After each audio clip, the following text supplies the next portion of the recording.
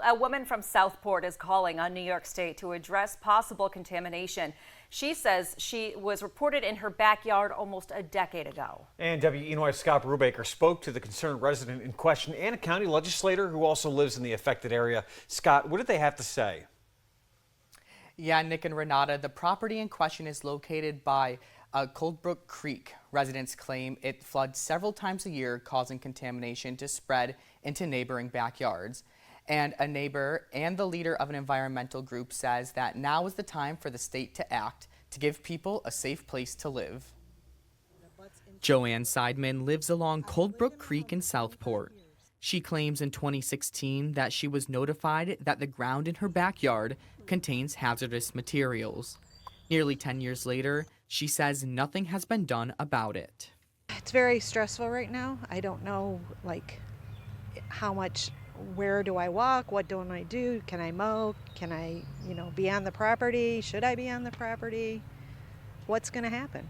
I am just looking for answers, and I want it cleaned up. Information provided by the Environmental Health Research Group claims that polychlorinated biphenyls, heavy metals, and other toxic chemicals have been found in at least 4 properties in the area. The group's president, Walter Hang, says nothing has been done to clean up the mess. The most important thing is all that information has got to be made publicly available, and then all the pollution has got to be removed. It's as simple as that. If there's contaminated dirt that exceeds the unrestricted residential soil cleanup objective, it's got to be dug out, it's got to be taken away. Hang claims that there was chromium, cadmium, and nickel found at Seidman's property that exceeds the unrestricted residential soil cleanup objectives. Although Seidman is the only resident to come forward with this information, her neighbors are also feeling the impact. Chemung County legislator Rodney Strange lives next door to Seidman.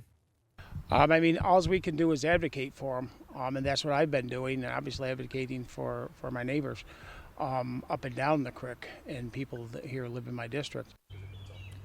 Hang and Seidman sent a letter to Governor Hochul on Friday calling for a cleanup on Seidman's property.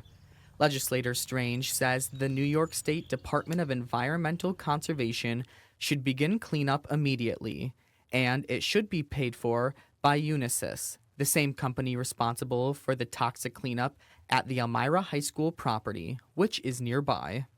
Local government is not responsible for it, and local taxpayers are not responsible, so we certainly wouldn't spend local tax money to clean up an area that should be paid for by a private company, and they are responsible.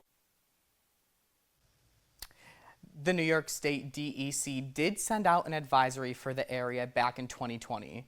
The report encourages residents to limit direct contact with the soil in the area, asks them to wash children's toys if they've been playing outside, and avoid eating any food while working outside. Seidman says that these recommendations from the state make her feel like she can't even enjoy her own backyard. Renata, Nick.